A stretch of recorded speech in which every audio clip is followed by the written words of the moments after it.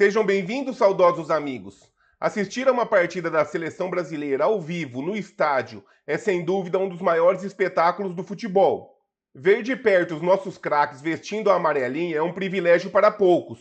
Normalmente, esses jogos, seja por competições oficiais ou amistosos, acontecem nos grandes centros do país. Mas você sabia que a seleção já disputou 19 partidas no interior do Brasil?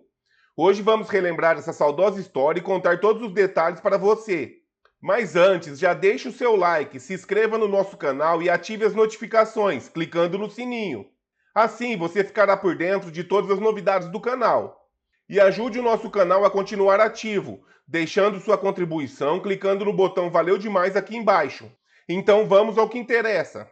Desde os tempos da pré-seleção brasileira, no início do século XX, os principais palcos dos jogos da seleção eram as Laranjeiras, no Rio de Janeiro, e o Parque Antártica, em São Paulo. Inclusive, foi nas Laranjeiras que a seleção disputou sua primeira partida, em 1914, quando venceu o Exeter City da Inglaterra por 2-0. No final da década de 30, o estádio de São Januário passou a receber a maioria dos jogos da seleção brasileira no Rio. Já em São Paulo, o grande palco se tornaria o Pacaembu, inaugurado em 1940, que passou a concentrar a maioria dos jogos na cidade.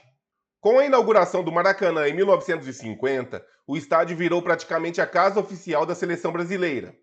A partir de 1963, foi a vez do Morumbi se tornar o principal estádio paulista.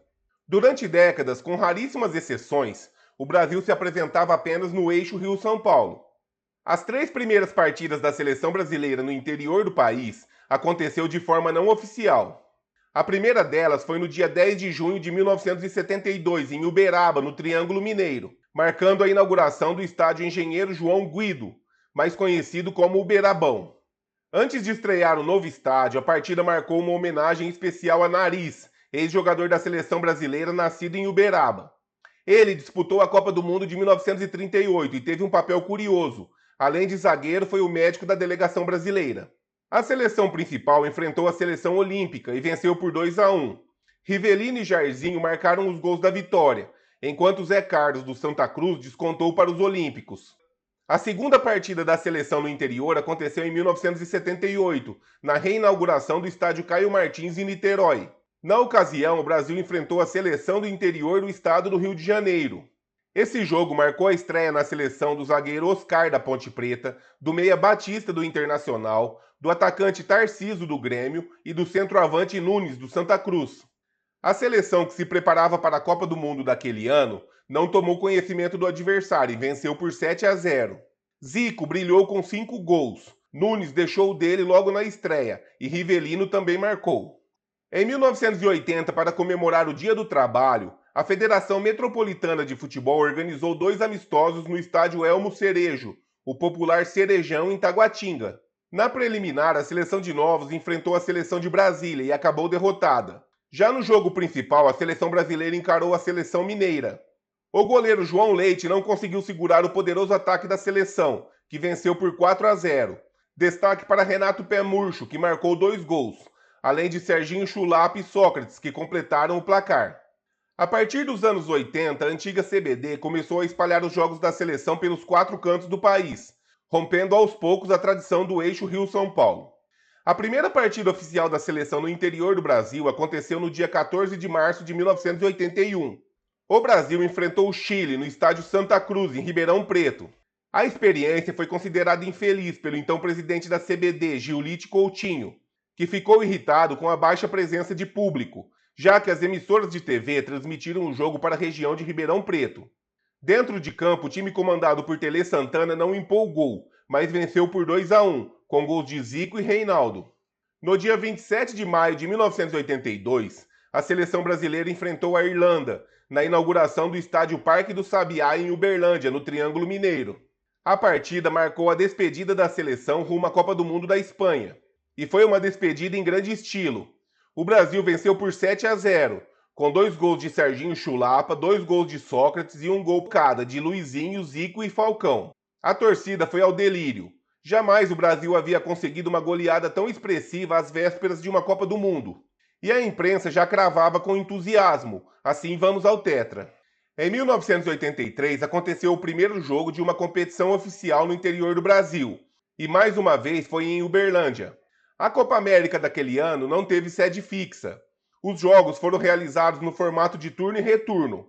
O Brasil, que se classificou em primeiro lugar do seu grupo, enfrentou o Paraguai na semifinal. No primeiro jogo em Assunção, empate em 1-1 no estádio Defensores del Chaco. A partida de volta foi marcada para o dia 20 de outubro no estádio Parque do Sabiá. O jogo terminou 0-0 e o que aconteceu depois é quase inacreditável. A vaga foi decidida no cara ou coroa. Já era quase madrugada e o técnico Carlos Alberto Parreira aguardava tenso o resultado do sorteio.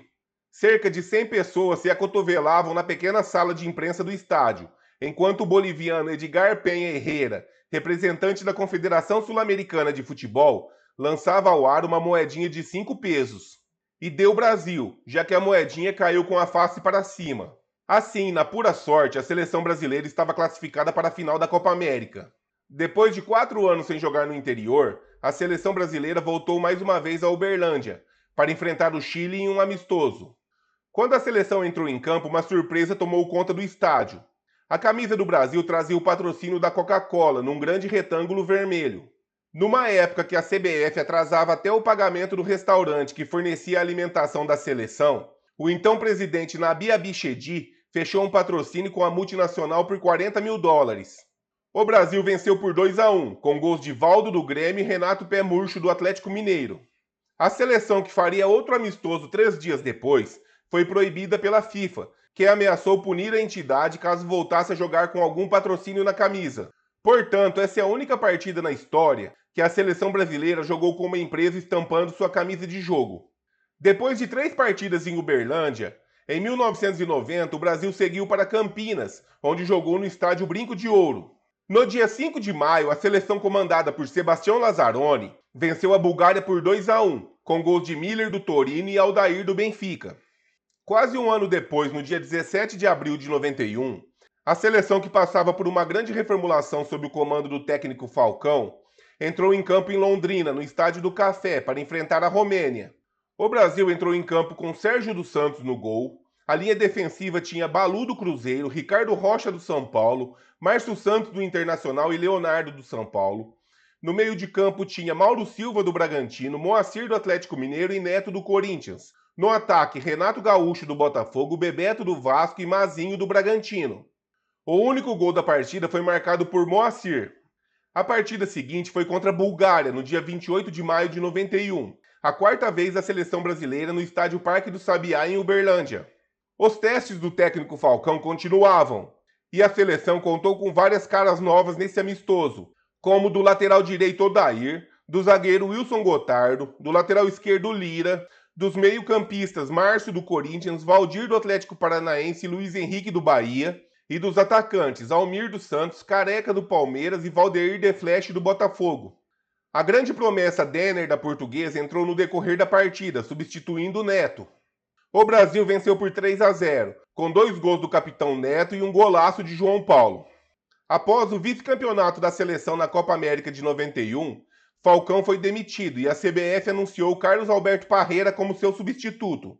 A reestreia de Parreira no comando da seleção aconteceu no dia 30 de outubro no estádio Dilson Luiz de Melo, na cidade de Varginha, Minas Gerais. O adversário da vez foi a Iugoslávia e o Brasil venceu por 3-1, com gols de Luiz Henrique, Raí e Miller. Em 1992, a seleção brasileira foi até Paranavaí, no norte do Paraná, para a inauguração do estádio municipal. A partida aconteceu no dia 26 de setembro, contra a Costa Rica, e terminou com vitória do Brasil por 4-2. Parreira convocou apenas jogadores que atuavam no Brasil, com destaque para os volantes Axel dos Santos e Luizinho do Vasco, convocados pela primeira vez por Carlos Alberto Parreira. Outro nome que chamava atenção era do jovem lateral esquerdo Roberto Carlos, que ainda defendia a União São João de Araras na Série B do Brasileirão. Em campo, destaque para Renato Gaúcho, que deixou o dele, e para Raí, que marcou 3 gols na partida. No dia 25 de novembro, foi a vez de Campina Grande, na Paraíba, receber a seleção brasileira. O Brasil enfrentou o Uruguai e perdeu de virada por 2-1, para desânimo da torcida paraibana, que vaiou o time ao final da partida. O gol brasileiro foi marcado por Edmundo, o primeiro dele com a camisa da seleção. Após 12 anos, a seleção brasileira voltava a Ribeirão Preto, dessa vez para enfrentar a Polônia no dia 17 de março de 93. Parreira convocou apenas jogadores que atuavam no Brasil, e a equipe tinha a cara de um combinado São Paulo-Palmeiras, com exceção do lateral direito Luiz Carlos Vinck do Grêmio e Neto do Corinthians. O Brasil empatou a partida em 2-2, com um gol contra dos poloneses e outro marcado por Miller. Em 1996, o técnico Zagallo aproveitava todas as datas possíveis para preparar a seleção olímpica para os Jogos de Atlanta, nos Estados Unidos. No dia 27 de março, a CBF marcou um amistoso contra a Gana, no recém-inaugurado Estádio Teixeirão, em São José do Rio Preto. A curiosidade ficou por conta da arbitragem. Oscar Roberto Godoy apitou a partida da seleção em sua cidade natal. Em campo, o Brasil aplicou uma goleada histórica, vencendo por 8-2. Os gols foram de Zé Maria da Portuguesa, Sávio do Flamengo, André Luiz do São Paulo, Rivaldo do Palmeiras, Alexandre Lopes do Corinthians, Luizão também do Palmeiras e Marques do Flamengo, que balançou a rede 2 vezes. Na última partida antes da convocação para os Jogos Olímpicos, no dia 26 de junho, o Brasil enfrentou a Polônia em Cariacica, região metropolitana de Vitória, no Espírito Santo. O técnico Zagallo ainda tinha algumas dúvidas, principalmente no ataque, já que Ronaldo, atacante do PSV, voltava de cirurgia no joelho direito. Na zaga, a disputa seguia acirrada entre Alexandre Lopes, Ronaldo Guiaro e Narciso. O Brasil venceu por 3-1, com 2 gols de Bebeto do La Corunha e um gol de Narciso do Santos. 2 dias depois, Zagallo anunciou a lista final para as Olimpíadas, com Ronaldo, Narciso e Ronaldo Guiaro entre os convocados. Mais de 12 anos após o último jogo no interior, a seleção brasileira voltou a campo no dia 19 de novembro de 2008, na cidade de Gama, a 30 quilômetros de Brasília. A partida marcou a reinauguração do estádio Bezerrão e o Brasil venceu Portugal por 6-2. Luiz Fabiano foi o grande destaque da partida, marcando 3 vezes. Elano, Maicon e Adriano Imperador completaram a goleada brasileira. As 2 últimas partidas da seleção fora das capitais aconteceram em São Lourenço da Mata, região metropolitana do Recife. A cidade, localizada a 19 quilômetros da capital, abriga a Arena Pernambuco, construída para a Copa do Mundo de 2014. No dia 25 de março de 2016, o Brasil recebeu o Uruguai, em jogo válido pelas eliminatórias para a Copa do Mundo da Rússia. A partida terminou empatada em 2-2. Os gols brasileiros foram marcados por Douglas Costa e Renato Augusto. Cavani e Suárez balançaram as redes para os uruguaios. Já a última partida da seleção no interior até a gravação desse vídeo aconteceu no dia 9 de setembro de 2021. Em meio à pandemia e com o estádio vazio, o Brasil derrotou o Peru por 2-0, com gols de Everton Ribeiro e Neymar, em mais um jogo válido pelas eliminatórias, dessa vez para a Copa do Catar. Com a construção das novas arenas nas capitais e a participação em grandes competições internacionais, tornou-se cada vez mais difícil ver o Brasil atuando no interior do país. A Arena Pernambuco segue como uma rara exceção, um estádio fora da capital, mas com padrão de Copa do Mundo. Um fato curioso é que 6 capitais jamais receberam uma partida da seleção brasileira. São elas Boa Vista, Macapá, Palmas, Porto Velho, Rio Branco e Vitória. E aí, você gostou dessa saudosa história? Então não se esqueça de curtir o vídeo, se inscrever no nosso canal e ativar o sininho de notificações para não perder nenhuma novidade. E se quiser apoiar o nosso trabalho, clique no botão Valeu Demais aqui embaixo e deixe sua contribuição. E compartilhe esse vídeo com seus amigos, falar de futebol é sempre legal. E se tiver alguma sugestão de tema para o próximo vídeo, deixe nos comentários. Quem sabe a próxima história não será a sua sugestão. Muito obrigado por assistir, um abraço e até a próxima!